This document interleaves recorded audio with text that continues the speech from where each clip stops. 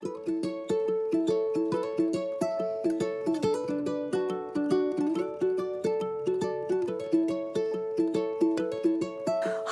my name's Karen Stack from Lick the Bowl. Welcome to Cake TV, brought to you by Renshaw.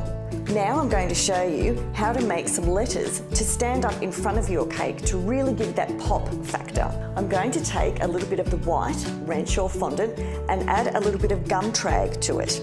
Adding a little bit of gum trag or tylos is going to harden up your fondant so that it dries quicker, so that the letters will stand up. You really don't need to put much in there, just a little bit, and then we're going to knead it through. Today I'll be using these cutters. They're a little bit deeper. What that's going to let me do is cut out some letters, and they're going to be able to stand up in front of the cake. So now I'm going to roll my fondant out to a nice thick piece. When it's thick like this, it's going to allow the letter to stand up on its own. A great little tip to get your fondant out of your cutter is to pop it in the freezer for 5 minutes.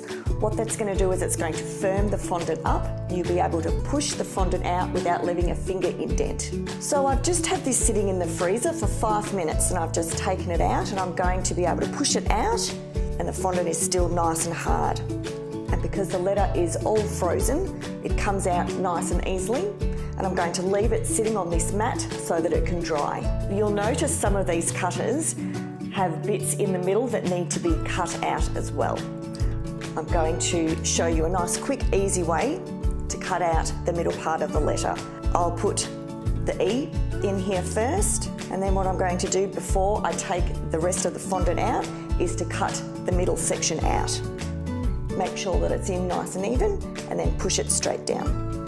Pull that out, and I can pull the rest of the fondant off, and then I can again pop this in the freezer for 5 minutes, let it set, and then quickly pop it out and put it back on my mat to dry. So now the letters have been drying for a good few hours, and I'm going to decorate them using the Rainbow Dust food art pen. This one's navy, and it's so easy. I'm going to start on the outside and just draw a design. So there you go. I've finished all my letters, and they're lined up beautifully on the front of the board. So there you have it, a great simple way to add some detail with a beautiful lettering technique. I'm Karen Stack from Lick the Bowl. Thanks for joining us today on Cake TV, brought to you by Renshaw.